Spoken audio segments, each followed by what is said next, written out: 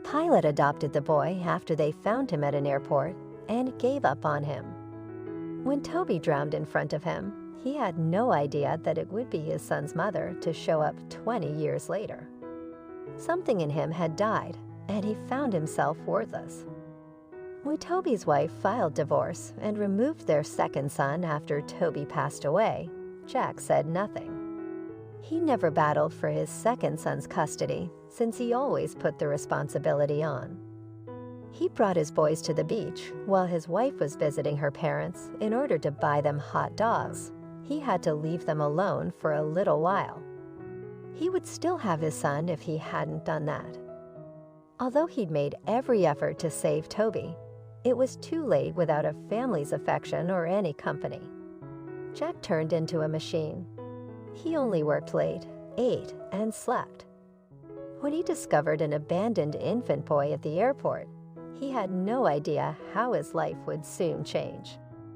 Jack stopped in his tracks as he walked past the airport lounge that day. After hearing a loud wailing noise, he was shocked to find an abandoned young boy weeping uncontrollably while resting in a stroller. Jack went up to the child, wondered why no older people were in the area. He murmured, Hey, champ. It's all right. You'll be all right. I assure you." However, the infant wouldn't stop. Before his trip, Jack still had a few hours left, so he made the decision to stay with the boy until an elder showed up. But Jack became concerned when, after 30 minutes of waiting, not a single person approached the stroller. The infant had stopped sobbing, and Jack had purchased a toy for him from one of the airport shops to keep him occupied, but he was concerned about the safety of the boy's guardian or whoever was with him. Jack informed the airport staff of the issue, but no one arrived to pick up the youngster for hours. "That's crazy. Tell the police." Jack last informed the airport staff. Then, when he knelt to bid the lad farewell before boarding his flight, he saw a note sticking out of his pocket. "1 second, buddy. It looks like you have something inside while reading the note." Jack heaved a heavy sigh. "I apologize as his mother. I feel terrible that I have to do this, but I'm powerless to provide for his needs. Hopefully, you can please be his.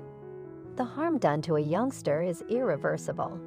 Jack understood what was happening. The boy's mother left him at the airport. Jack himself couldn't understand why the youngster made him think of Toby. He thought that he'd been given a second chance by God to be with his deceased son. They might have needed one another. Thus, Jack adopted the boy. 6 months later, after being unable to locate the boy's parentage, Terry, who he gave the name of, came to adore Jack, Leica.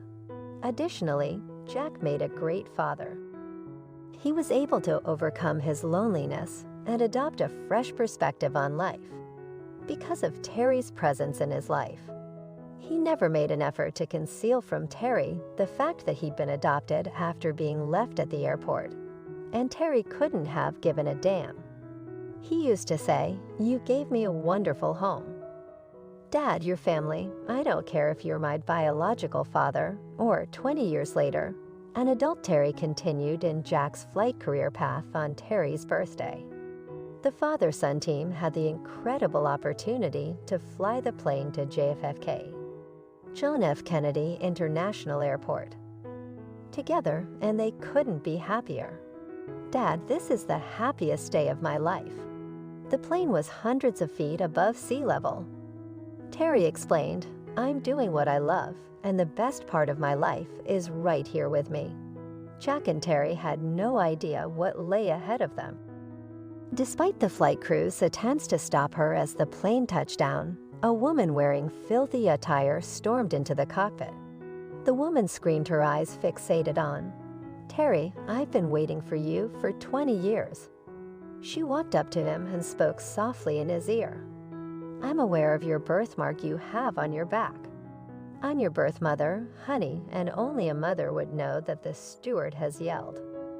Ma'am, please, you're not allowed in here." "Please go," Terry halted her though. "No, hold on. He said please watch out for the other passengers exiting the vehicle. I'll speak with her. When Terry, Jack and the woman were by themselves in the cockpit, Terry stated to Jack Dad, I think she's my mother. Yes, I'm your mother. The woman confirmed. Remember the note I left you. What brought you here then, Jack? Questioned sternly. I hope you aren't here for the drama of me getting my son. Terry said, Dad, I don't care why she's here. She's already caused me enough pain. I don't want any connection to her at all. Let me be really clear about that. He said to the woman, I don't care why you're here. This man standing right beside me is my only family. I won't abandon my father since he's my father. Her eyes began to well up. Regrets, she murmured. I have regrets. That's all. By the way, my name's Edith. I merely want to assure you that I was a good mother-son. I had no choice but to act as I did. It was incredible.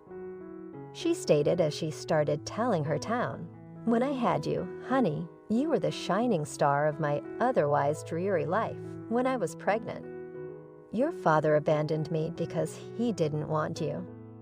You were my insistent goal and I achieved it. But does life ever turn out the way we expect it to? Oh, I was struggling and I couldn't find a job. I believe you because I didn't want you to suffer. I'm very happy you experienced love. I don't mean to make you feel awful or anything, but I only have a few months left to. The physicians diagnosed a brain tumor before I passed away. I wanted to ask my son for forgiveness. She went on, Honey, I'm sorry for what I did. I'm very sorry. I'm hoping you'll forgive your mom. I followed you closely and was always in your vicinity. I regret not having the guts to come up to you and give you a hug. I'm sorry. When Edith felt a cozy hug around her shoulder, her heart was breaking like a little girl. Terry appeared. Parents are more than simply individuals who wish for the best for their kids. They actively participate in their children's life to better them. Thus, I can't say that everything is simple for me, he said, but I'm glad to know you didn't think the worst of me. Mom, we can do this. Okay, we'll get you treated. I want you to know I forgive you, even if I might need some time to comprehend. Jack was bursting with pride. He was inspired by Terry's work. He also assisted with Edith's medical care. But regrettably, she passed away a few months later. When she passed away, Terry was holding her hands and her final words to him were, You have my undying love, son. I have, however, your father is a better dad than I was. If you enjoyed this story, you might like this next one about a poor widow janitor who adopted an abandoned baby. He found on the runway only for her birth mom to show up on her 18th birthday and claim her back. A poor janitor found an abandoned infant in a stroller while cleaning the runway and took her in. However, things became problematic 16 years later on the day of her 18th birthday, when her mother showed up at his home and demanded her return. Henry, age 41, was a widowed father of 4 kids who supported his family by working as an airport janitor. Money was occasionally tight because they were living paycheck to paycheck, and Henry found it difficult to make ends meet. Fortunately, Henry's co-workers were nice enough to send Henry's kids their kids' old clothes and toys, and their wives frequently sent food as. They had to find other methods to assist Henry because he wouldn't accept money one day after an aircraft had landed. Henry was sweeping the runway when he noticed an abandoned stroller. When he paused to check inside, he discovered a girl who appeared to be around 2 years old, peacefully dozing off. He looked around. How could someone be so rash and leave their child here? He questioned. Now, the authorities could have missed the stroller on the runway since there were no elder people in the area. The security office is where the police were called in, so he gently pushed the stroller there. Henry made the decision to head back to work while the police were on their way. But just as he was ready to leave, the girl began sobbing, forcing Henry. "Mommy, hi there." In her stroller, the girl wailed, sobbed, and frantically searched the terminal for her mother. In order to comfort her, Henry embraced her in his arms. He said, "Darling, your mom will be here in no time. Stop worrying." The young girl eventually stopped crying, but her eyes remained fixed on her mother. Henry's eyes were also glued to the crowd, but he failed to notice any woman moving toward. The police arrived a short while later, and the girl's whereabouts were announced, but no mother ever showed there to check for her child. She was only able to imply that her father had passed away and that she was with her mother. When the police questioned her about her parents, Henry realized that he couldn't abandon that girl. At that precise moment, his heart broke for her because he was a father. Even though he knew it would be difficult, he chose to take her. He admitted to having 4 kids and offering to care for the girl when the police asked him about it. After verifying his identity and learning more about him, the police agreed to let him take the daughter home for the night. CPS Child Protective Services would pick her up the next day. At first, they were hesitant. Henry didn't mind at all. Henry made a stop at the grocery store en route home to pick up some groceries and diapers for the girl. Henry's children were delighted to meet her at home, and she was pleased as well. The young girl joined Henry and his family for dinner that evening, and one of the kids read her stories until she fell asleep. Henry couldn't leave her alone while she slept soundly. He was concerned about what would happen if her mother failed to show up. He began considering the option of adopting the girl since he realized it would be terrible to give the girl to a shelter. And the following morning he was. The social worker hesitated to leave the girl with him. When CPS Child Protective Services showed up the following morning, they only agreed to let Henry keep her after many hours of convincing them that he'd take good care of her. However, they would only approve it if he was given foster parent status and cleared the background check, both of which he did. Sadly, the police investigation turned up nothing. After several months since the girl's mother couldn't be located, Henry ultimately had to formally adopt her because he regarded her as a blessing. He called her Bless. He was unaware of the issue that awaited him. Henry loved Bless, and so did his kids. The kids took turns feeding and bathing Bless, as well as helping him change her soiled diaper. Bless soon acclimated to Henry's family. As time went on, Henry's finances were in better shape as a result of Henry's supervisor raising his income, allowing him to provide better care for his kids. Additionally, he received a better offer with a greater income after a few years prior to an unexpected knock at the door on Bless's 18th birthday. Everything in Henry's life appeared to be going. His heart fell when he observed the striking resemblance between the woman on his porch and Bless, who was dressed expensively and wearing sparkling stilettos. "John Pio Morales is me. I'm here to get my kid back after you took her 16 years ago. I need her to give my money," Henry heard, which she had said, and immediately felt as though his entire world had fallen apart. "Are you here for her? Where have you been all this time? Before I call the police, get lost. Your money has nothing to do with." Henry was astounded by the woman's swagger as she began to giggle. "Henry, it's okay. Don't overreact to the situation. Look, I wasn't thinking clearly at the moment. I wasn't prepared to become a mother. A woman's life cannot revolve only around her kids. I now want her to come back, have her back." Henry responded, "Miss, listen, you can't leave my kid anytime you choose, and then come back to take her. She was officially taken in by me, and she's unrelated to you at." "Okay," she replied.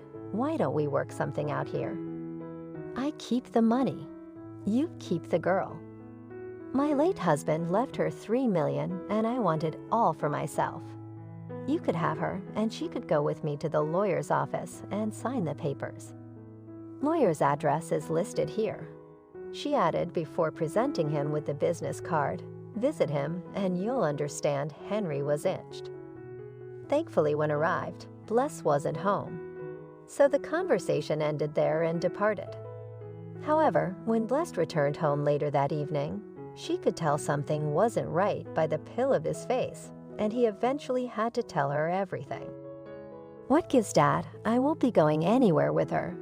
You're my family. Might you even tolerate her?" "Oh, honey, I'm not sure." Money was her only concern. "It appears that your father left you a sizable inheritance, and she provided the lawyer's contact information. Blessy, he was crying great. "She left me behind, and now she wants my cash." "Okay, fine.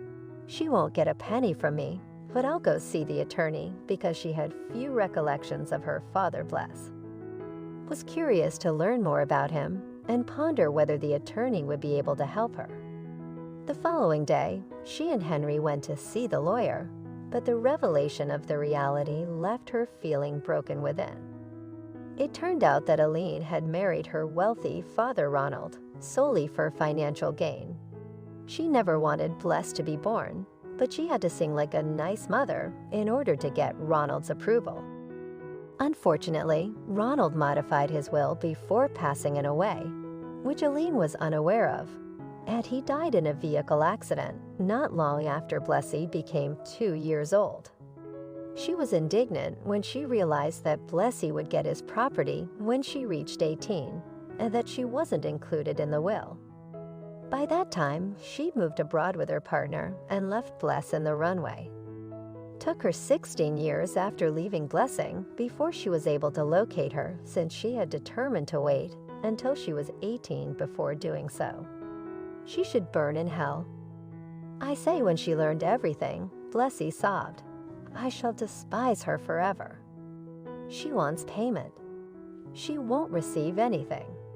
The funds were eventually given to Blessy and Henry, since she refused to sign the documents for denouncing her inheritance, and attempted to connect with them, but gave up after they reported her to the police.